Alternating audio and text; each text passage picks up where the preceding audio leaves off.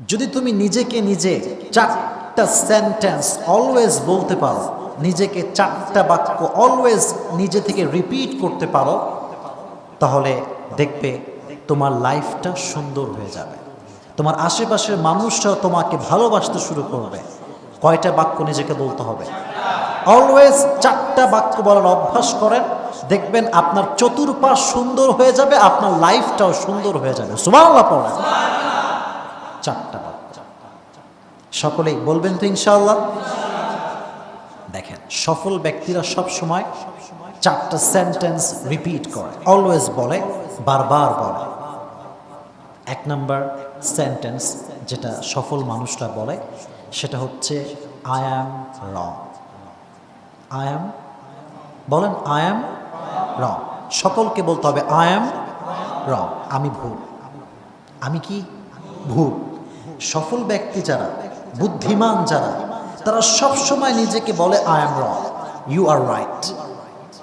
সে ভুল হলেও বলে রাইট, ঠিক হলেও বলে রাইট। কেন? সে নিজের অ্যাটিটিউডটা শো করতে চায় না, ঠিক কিনা? হ্যাঁ, আই অ্যাম রং। আমাদের মাঝে প্রবণতা হচ্ছে এরকম, আমরা নিজেকে মনে করি মহা পণ্ডিতের পণ্ডিত, হামনে जो कह दिया वही होके रहेगा। এরকম একটা চিন্তা আছে না নাই? এটাকে বলে বাংলাদেশে ঘাড় টেরা। কি টেরা আছে? চাপায়ে বলে ঠেটা। চাপায়ে বলে কি? ঠেটা। ঠেটা মানে কি? ঘাড় যেদিকে গেছে ওইটা রড দিয়ে মারলেও আর সোজা হবে না। ঘাড় টেরা, নিজেকে নিজে সঠিক মনে করে। এরকম মুসলমান বাংলাদেশে আছে না নাই? নিজে মাযহাব অনুসরণ করে, মনে করে পৃথিবীর আর কেউ হক না। নিজে লামাযহাবী, মাযহাব অনুসরণ করে না, মনে করে আমি ছাড়া পৃথিবীর কেউ হক হতে পারে না। এরকম একটা অ্যাটিটিউড, চিন্তা আমাদের ভেতরে অনেকের আছে না নাই? আছে। নো, এটা এটা ঠিক না। Always you have to say I am wrong, I am wrong, this is my mistake, I am wrong, I was wrong. ভাই আমারই ভুল, মাপ চাই। এই আই অ্যাম রং তুমি বলবা, দেখবা তুমি পৃথিবীর সব জায়গায় শান্তি পাও। সুবহানাল্লাহ পড়লা না? আই অ্যাম রং।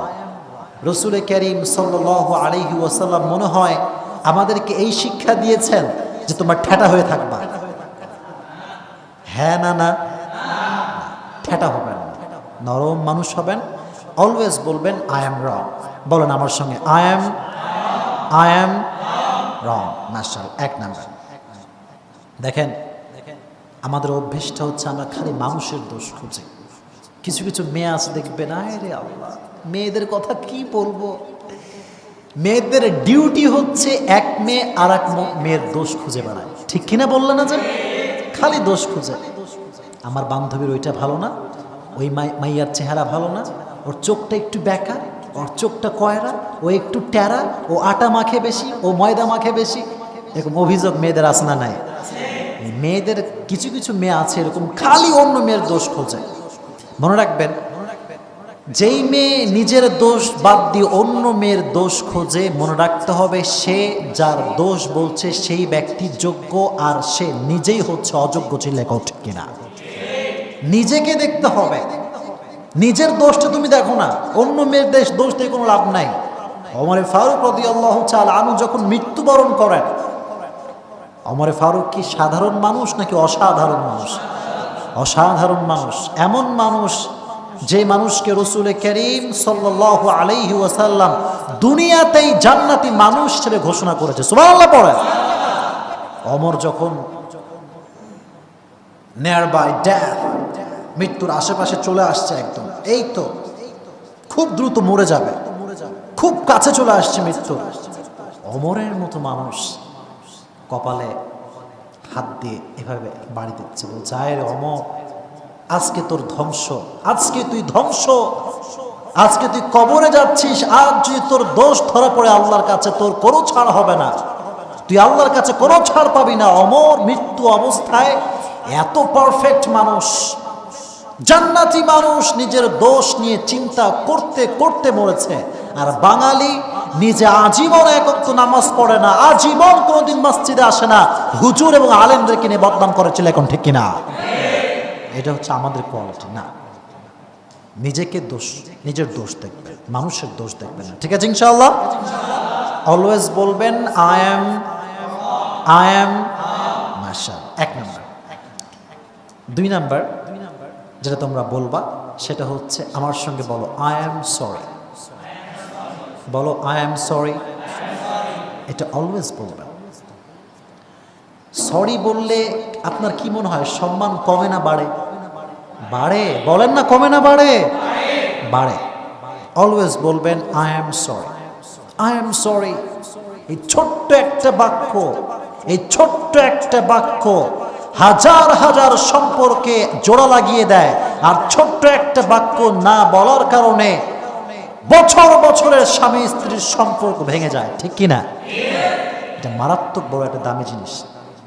তবে মনে রাখবা, আমি একবার শুনেছিলাম একজন বড় সফল ব্যক্তির মুখ থেকে যে when you say sorry it doesn't mean that you are wrong.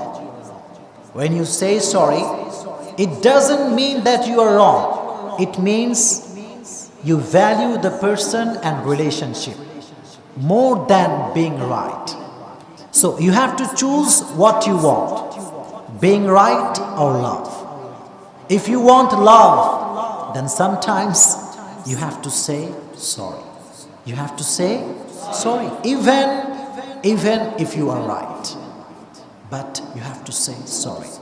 You have to say sorry. যদি আপনি সরি বলেন, এর অর্থ এটা নয় যে আপনি ভুল। আমি আপনাকে সরি বলছি মানে আমি যে ভুল, ব্যাপারটা এরকম নয়।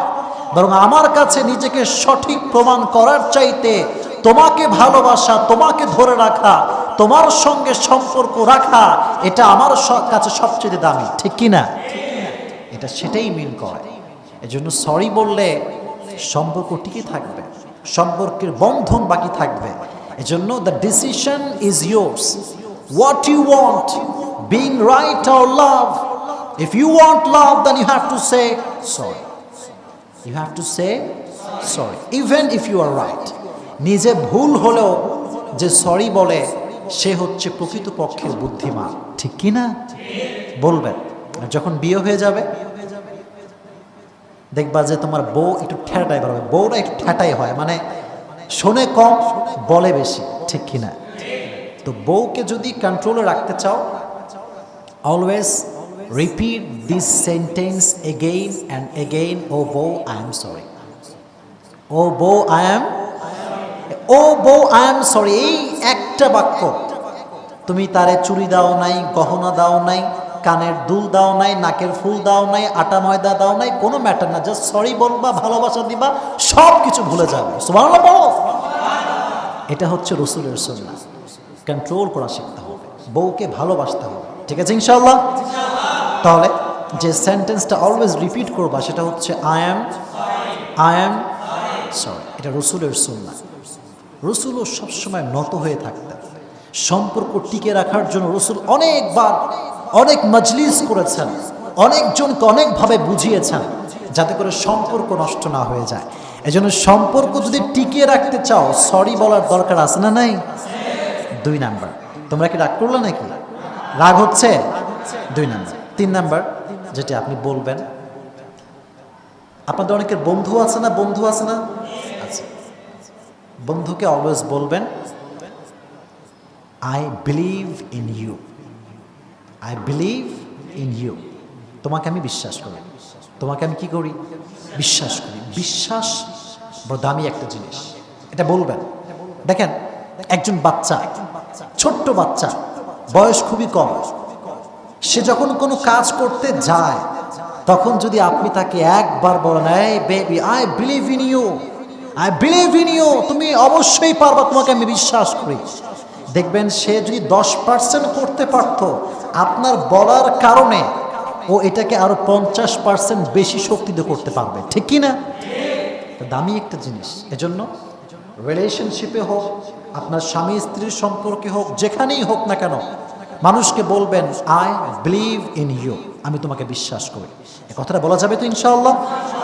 রাসূল যখন সাহাবায়ে কেরামকে সাজেস্ট করতেন যুদ্ধের জন্য, রাসূল যখন কোনো বিষয়ে উদ্বুদ্ধ করতেন যে তোমাদেরকে করতে হবে, রাসূল এটা বলতেন যে আমি তোমাদেরকে বিশ্বাস করি, তোমরা করতেই পারবা ইনশাআল্লাহ।